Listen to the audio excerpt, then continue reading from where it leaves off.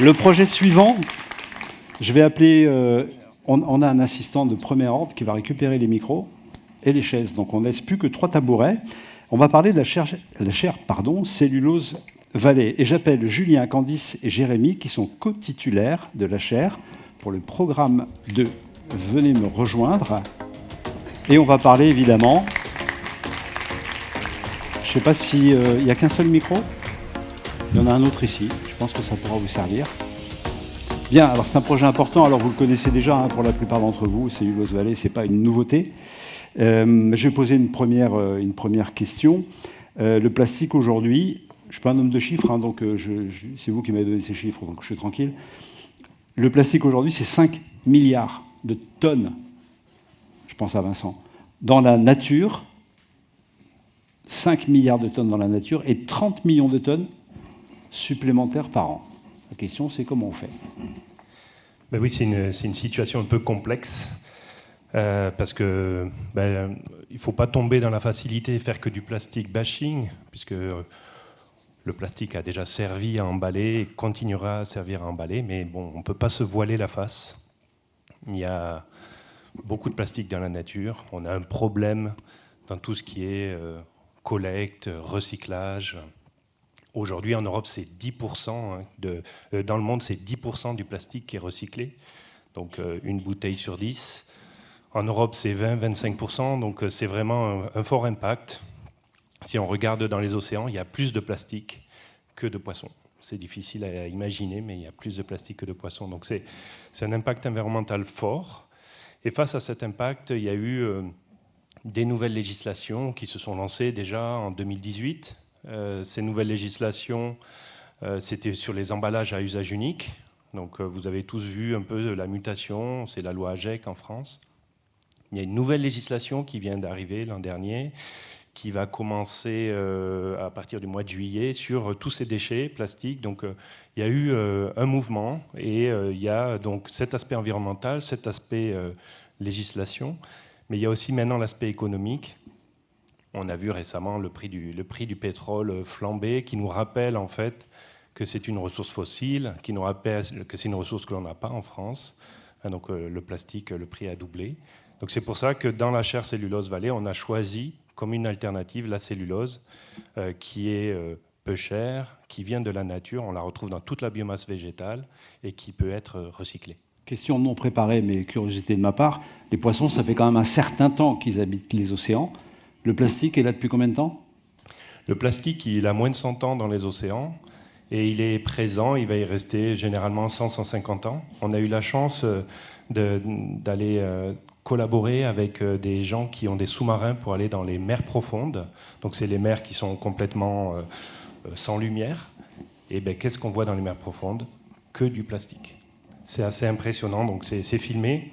Parce que le plastique que l'on voit, nous, quand on voyage, parce que c'est vrai qu'en Europe on le voit peu, mais le plastique que l'on voit un peu partout sur les plages quand on voyage, en fait il est énormément en dessous dans les mers profondes.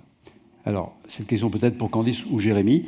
Vous l'avez dit tout à l'heure, plastique, pas facile en ce moment, mais cellulose non plus, c'est pas facile. Donc c'est Jérémy qui répond. J'ai deviné. Exactement. Qu'est-ce qui se passe en ce moment dans les deux cas ?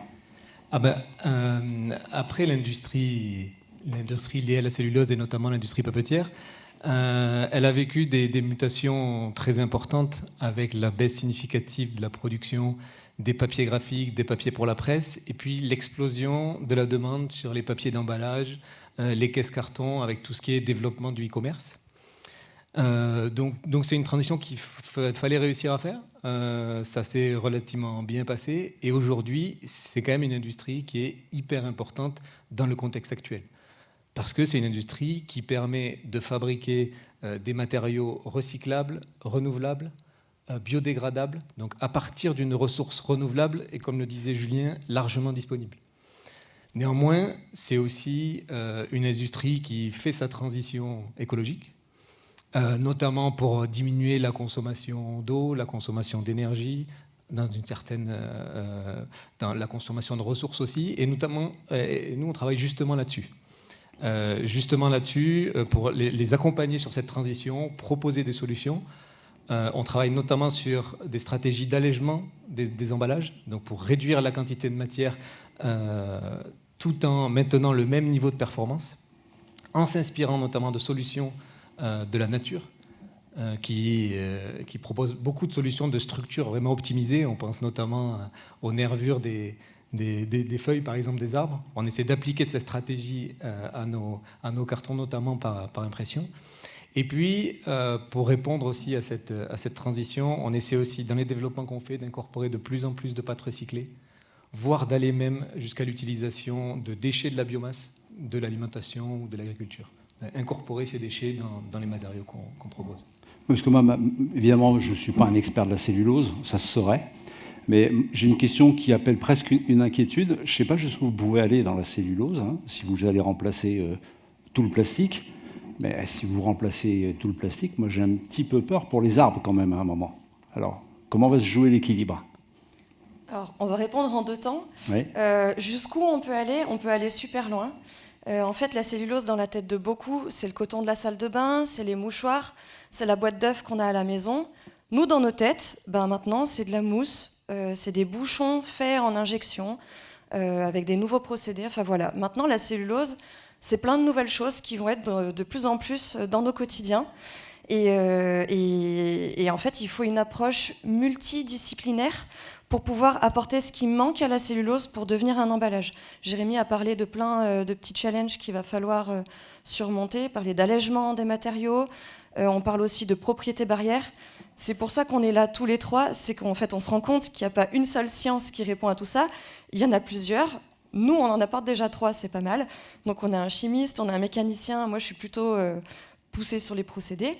Donc voilà, finalement la question moi, que j'ai envie de poser, c'est pas jusqu'où on peut aller avec la cellulose, mais comment on va y aller à cet endroit tous ensemble, et comment on va faire pour qu'on puisse apporter à notre matrice de base tout ce qu'il lui faut pour qu'elle devienne un emballage. Nous, c'est ça vraiment le but de nos projets, et c'est ce qui fait qu'on est encore passionné par ce qu'on fait. Je l'espère. En tout cas, jusqu'où on peut aller. Bon, c'est pas encore, on voit bien, vous êtes à l'état du Cher, il y a un avenir possible, probable, certain peut-être, mais jusqu'où on peut aller avec la cellulose ? Quels sont les projets les plus fous que vous nourrissez avec la cellulose ? Les projets les plus fous, finalement, on peut tout faire avec de la cellulose. En fait, si on regarde un petit peu sur Internet, on trouve de la cellulose dans les semelles de chaussures. On trouve de la cellulose dans les pare-chocs de voitures. Il y a vraiment plein d'exemples de cellulose dans des domaines où on l'attend absolument pas. Donc, la limitation, elle n'est pas là. La limitation, et on sait aussi qu'elle n'est pas non plus sur la matière première. Jérémy l'a expliqué. Et donc, la limitation, elle est plutôt dans quel procédé on va utiliser. Et nous, la fibre de tous nos projets, le mot est justement choisi, c'est garder cette idée de juste. On a parlé de juste tech depuis le début. On ne veut pas utiliser un procédé hyper énergivore pour produire un emballage super vert. Donc nous, on garde ce fil conducteur on va produire le plus durablement possible un objet qui sera durable aussi pour une application donnée dans laquelle il va remplir ce rôle. Alors on l'a vu, la RightTech, c'est pas que ça, c'est les organisations aussi. Vous vous sentez prêts ? On a parlé de pas mal de choses. Ça va chez vous, tout ce qu'on a évoqué, inclusion, parité ? Oui, c'est un sujet important pour nous. La chaire, elle a commencé la première fois en 2021. Et il faut voir qu'au départ, c'était pour répondre à une attente sociétale, une attente du législateur. Et puis, notre objectif, très rapidement, ça a été de diversifier les personnes que nous allions former. Et c'était d'avoir une vision très internationale de la chaire. Donc, on a accueilli des personnes des 5 continents. On a eu des personnes en thèse qui venaient de 4 continents. Donc pour nous, ça a toujours été quelque chose de très important, puisque, comme ça a été dit tout à l'heure, les parcours ont un rôle clé. Et c'est pour ça que dans cette deuxième chaire, où on veut accélérer, favoriser le transfert technologique, avoir encore plus de compétences, plus de projets, plus de thèses, plus d'innovation, garder cette excellence scientifique qui a été reconnue avec des prix de l'Académie des sciences et d'autres reconnaissances. Donc on veut aller encore plus loin avec plus de partenaires. On a des partenaires qui sont là pour le transfert technologique, des partenaires qui fabriquent des machines. Il y a des partenaires ici dans la salle. On cherche aussi des nouveaux partenaires pour comprendre les attentes. Donc dans cette deuxième version, on veut vraiment continuer cette organisation. Et c'est pour ça qu'on est 3 face à vous. On l'a dit, c'est plus de cerveau déjà, plus de questionnements, plus de visions différentes et plus de parcours différents. Julien, Candice, Jérémy, je vous remercie infiniment. Vous recevrez tout à l'heure, bien évidemment, avec les autres, et vous pouvez les applaudir, vos trophées Osez l'avenir.